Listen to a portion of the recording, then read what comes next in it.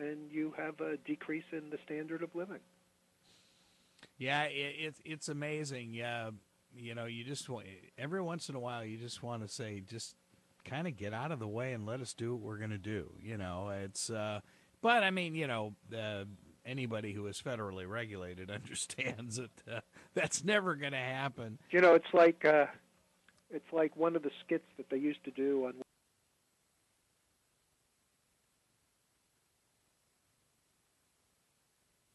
Really? That's what you're doing? It's just. I know. Okay, I want to mention something Yeah. about the market letters big account. Okay. Because this goes unsaid all the time. Now, we sold some Apple last week.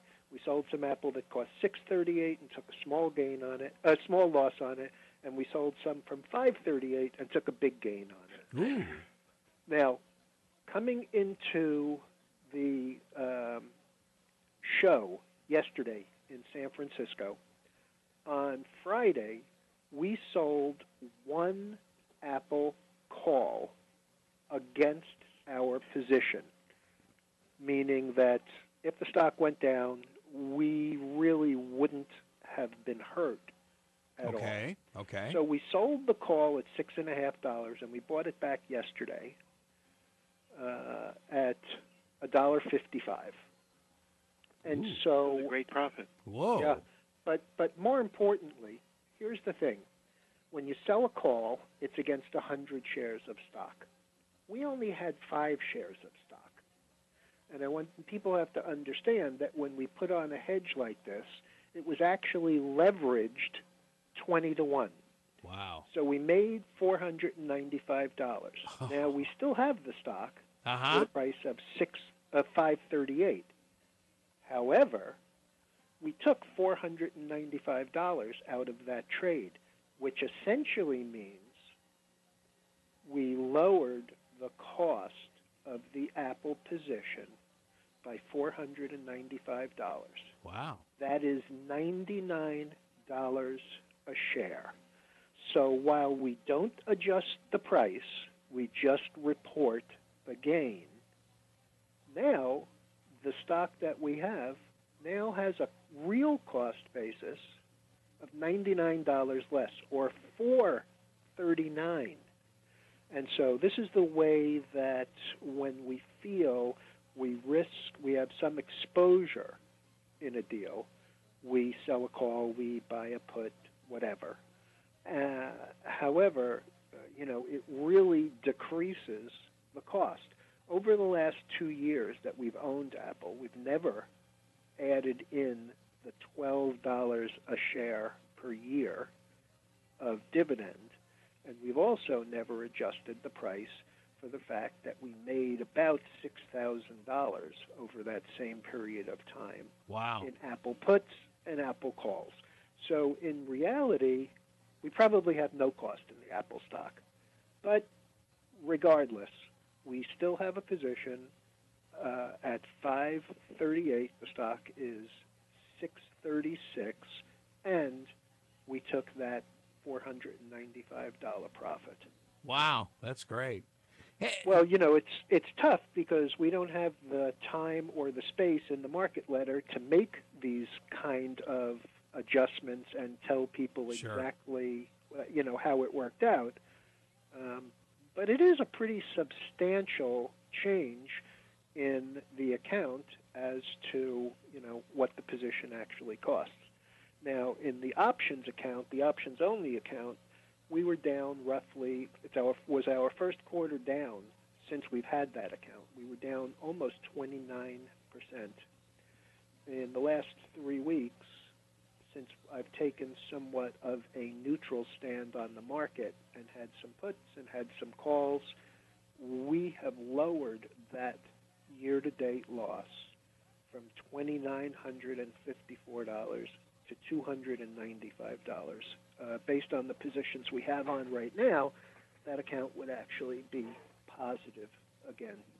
Just, the market giving us a little bit more to work with. Sure. And being a little bit more disciplined in taking losses before they get to the 50% rule, or taking some profits ahead of the 100% up rule, which we did last week and the week before in Under Armour, in Boeing, and in Facebook, all of which, are calming down a little, and I would suggest we're probably going to get long those again. Okay, interesting. Under Armour is just doing all sorts of stuff. I mean, they're creating stuff left and right in the athletic world. I mean, they're making some big news. Well, and they're mixing it with the business world. Yeah, they are. By having, I think you brought it up last week about the Notre Dame deal. Yeah. Oh, yeah. Yeah. You had when you started talking about Apple and you mentioned the show, I don't think I remember a time when Apple has had their unveilings, if you will, that there's been less of a buzz. I mean, there was very little talk. Here's the thing, Greg.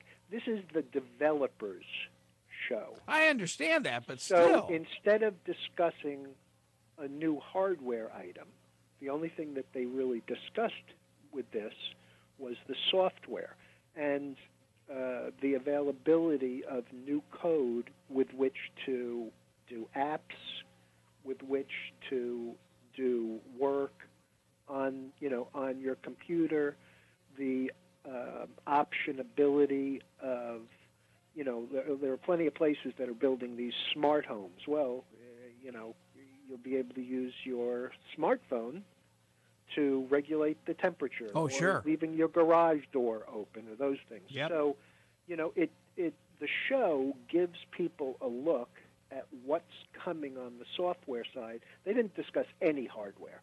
They didn't say anything about the new phone. They didn't say anything about the next generation of iPads.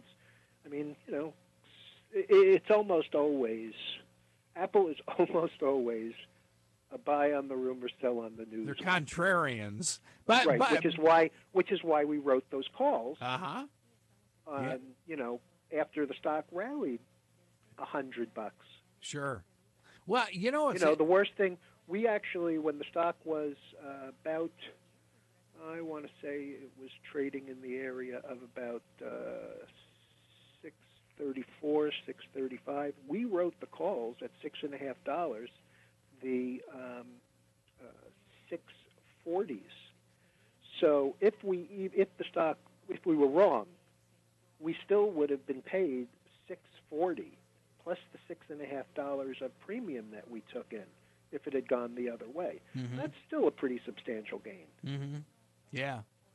Oh, yeah. Well, I think the sad thing was that software development thing that they were talking about, that where you could shift stuff from your computer to your phone and vice versa and back. I mean, that's phenomenal. I mean, that is going to change so much.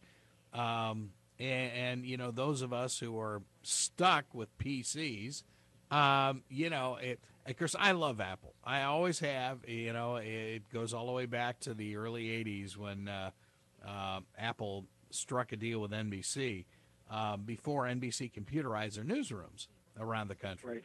And there's a deal that Mike has talked about fairly often, which is Microsoft.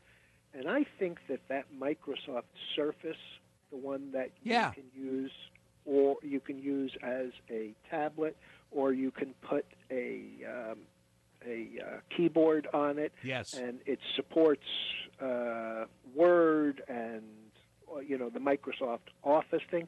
That I don't understand why that doesn't just explode to the upside. That would seem to me the best convergence that you could possibly have. Yes. Yeah. Well, a Windows operating system that allows you to work, that allows you to play, that allows you to move information back and forth, and yet it doesn't. Well, keep in mind when they debuted that, it was only in Staples. And, I'm not knocking Staples, but, there are other retailers out there. And, right. When you start limiting to just one. Well, they're now doing it in Best Buy. Yes. And on top of that, they have Microsoft shops in malls now, Yes. just like Apple does. Yep, we have one It here. just surprises me because if I were going, I'm big on Apple stuff, the phones primarily, a watch if they bring it out. And they will. But my but my big computer on my desk is an HP touch screen, which is a Microsoft, which is a Windows operating system. Which one? For me, the next time that I need something, I'm clearly going to probably buy one of those Surface. Yeah. Actually, we've been toying with that for our sports next year, and utilizing that. Now, I'm old. I'm kind of a dinosaur. I really don't want to learn. I really don't want to learn how to operate an iPad an iPad would be okay, but a Mac Air Pro as a laptop, I've used the ones that I bought my kids, and it's just not as easy as, something that you've learned how to use. And so, again, I still can't figure out why, this thing doesn't take off. But, from a gaming perspective, the Xbox, everybody loves the Xbox stuff. Products. I guess everybody does. See, we have a beautiful Apple store in Caesars. You go to Caesars, then the Forum Shops is a beautiful section. Yeah. Oh, yeah, one of the nicest anywhere. Yeah, it's so nice to go there, and that everybody looks forward to going, and then you get to meet the Apple Genius Bar. They call it the Genius Bar. You got to make an appointment. I love it. But they don't limit your time. You can spend an hour there. You can spend 5 hours there. Really? And you can absolutely. get so much information. That's so cool. Yeah, that's amazing. They do it the right way. And clearly, people get it and are pleased with it. Sure. Because, you're talking about one of the biggest companies in the world. Sure. And it's not a natural resource-based company. It's a manufacturing company with phenomenal margins. Mm-hmm. Wow. Twisting and turning from computers to cars. How about Chrysler? 58% increase in Jeep sales, 17% Biggest in Ram. month of Jeep sales in history. Yeah. Really impressive. But it seemed like everybody else is up too. GM was up by 6. Nissan, jumped 19% in sales. Ford up by 3%. Yep. And that's on a very big number. Yeah. You can't compare Jeep's 18% rise versus Ford's 3% as apples to apples. It's clearly not. Oh yeah. That's very true. Yeah, they're now talking about the run rate being 16.9, the biggest since 2002 or 2003, I think. Wow. Is what I heard. Yeah. Amazing stuff. Wow. AT&T. They're claiming a few financing problems here and there, cutting into their profit.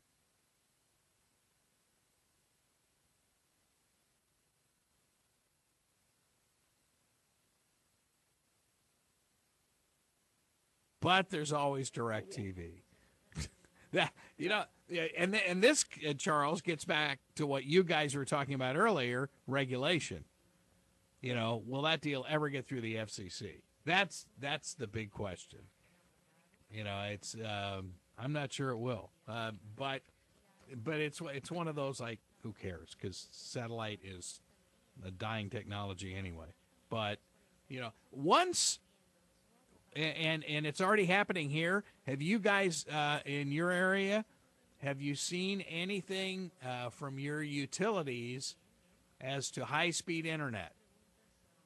Because it is coming. Florida Power and Lights. I already have the highest that Comcast offers. Right.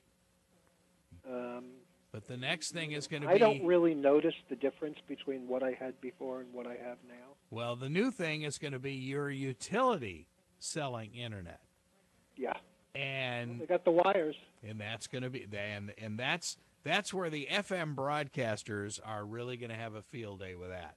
Because some of the interference, like if you go under a bridge, stuff like that with AM stations like ours, you kind of get scratchy noise and stuff. Well, once you start internet over power lines, FM stations will have the same thing. So it's going to be very interesting to see what shakes on that. This is Robert Saucier. Oh, let's welcome Robert Saucier of Galaxy Gaming. Hey, Robert. Galaxy Gaming